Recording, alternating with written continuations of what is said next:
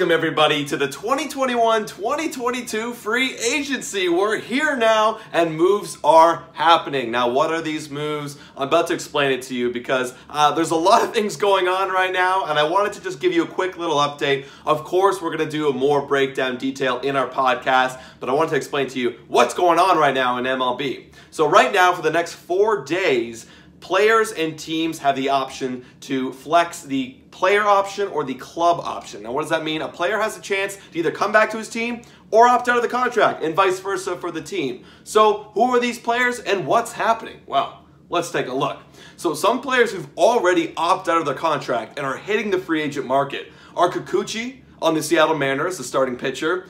And this is a big one, Castellanos, who had a monster year, who at one point was in the MVP race in the NL, and he's opting out to try and get a bigger deal. And that is a huge outfielder hitting the market.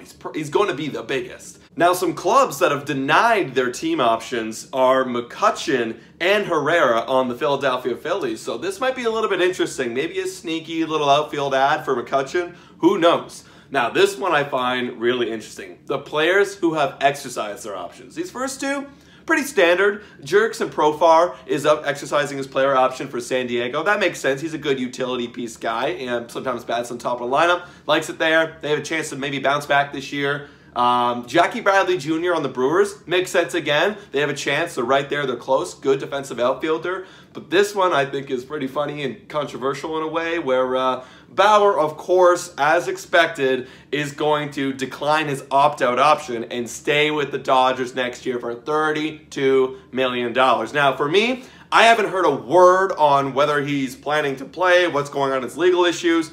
I have no idea, but of course he's going to continue with that contract option because even if he doesn't play, he gets $32 million and I mean, who doesn't want $32 million?